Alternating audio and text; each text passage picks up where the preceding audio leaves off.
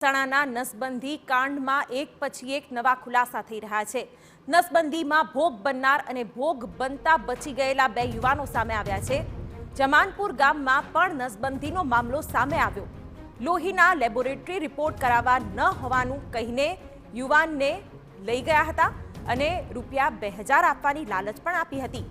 એમ્બ્યુલન્સમાં કલોલ સરકારી સિવિલ હોસ્પિટલમાં યુવાનને લઈ ગયા હતા અને યુવાનને શક જતા ફરિયાદ કરવાની ધમકી આપતા જવા દીધો। બીજા પરિણીત યુવાનને જામફળની વાડીમાં કામ કરવાનું કહીને લઈ ગયા હતા। ત્યારે પરિણીત યુવાનની પત્ની જતી રહી હોવાથી બીજા લગ્ન કરવાનું હતો અને યુવાનને એમ્બ્યુલન્સમાં અડાલજ ચોકડી યુવાનને લઈ ગયા હતા।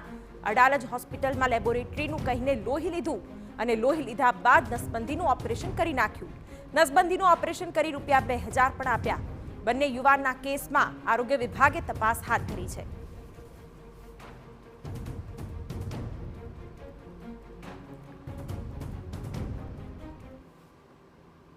અમારા સંવાદદાતા મનીષ મિસ્ત્રી આ વિશે વધુ માહિતી આપી રહ્યા છે। મનીષ, રાજ્યમાં આવા કુલ 3 બનાવો સામે આવી ગયા છે, જેમાં નસબંધીનો મુદ્દો હવે બહુ ચર્ચિત બન્યો છે। આરોગ્ય વિભાગ તપાસ કરી રહ્યું છે, પણ આ બંને યુવકો શું આક્ષેપ કરી રહ્યા છે એ પણ અહીં મહત્વના બની જાય છે।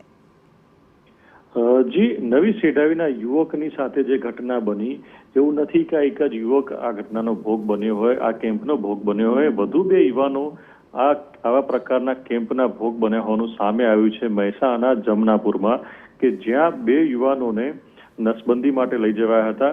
એક યુવાનની સજાગતાથી એને સહેજ પણ શંકા જતા તરત એ પોલીસ ફરિયાદની ધમકી આપી અને પરત નીકળી ગયો હતો, પરંતુ બીજો યુવાન આ કેમ્પનો ભોગ બની ગયો અને એનું ઓપરેશન પણ કરી દેવાયું અને 2000 રૂપિયાની લાલચ આપી હતી અને 2000 રૂપિયા પણ આપવામાં આવ્યા।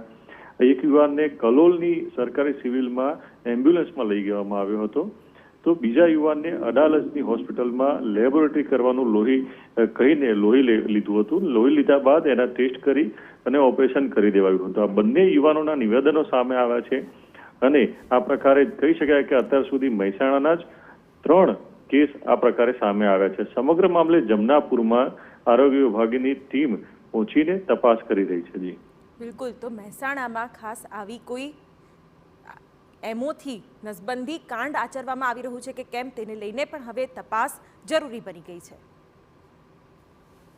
પેલા કીધું મારે બીમાર હતો, હું તાવ હતો, બરોબર, એ સાહેબ આવ્યા પછી ત્યારે મને કીધું પણ મારે કોમ હતું હું જેનું હતો।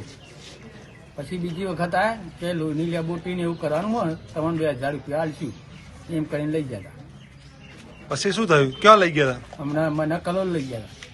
કલોલ સિવિલમાં? હા, કલોલ સિવિલમાં। શું થયું પછી? તમે પાછા આવ્યા કેમ? શું થયું એટલે મને કાગળિયા બાગળિયા કર્યા, બરોબર। પછી અમુક મને શક પડ્યો કે અમુક પક્ષ એટલે મને શક પડ્યો એટલે મેં એકબીજા પૂછ્યું કે આવું છે, એટલે મેં કહી દીધું કે મારે આ કરાવવું નહીં। તો એ સાહેબ મને જોડે બીજી દોન લઈ ગયો। હું કહું તો મને બીજી દોન લઈ જાય તો હું કાયદેસર કેસ કરું। પછી શું થયું? કઈ નહીં, પછી મેં ધમકી આલી હતી, મને ઘેર મૂકી ગયો। દવાખાને લઈ ગયા, દવાખાને। શું કઈ લઈ ગયા હતા? કર્યા આ જોમફળીઓ કાપવા। શામાં લઈ ગયા હતા? ક્યાં લઈ ગયા હતા? એમ્બ્યુલન્સમાં લઈ ગયા હતા, અડાલજ ચોકડી। ત્યાં જઈને પછી શું કર્યું?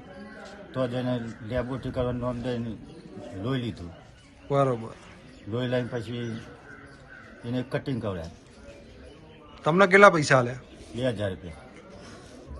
કોણ લઈ ગયું તું તમને ખબર હે? કોઈ એક્ટિવા લઈને આવે એક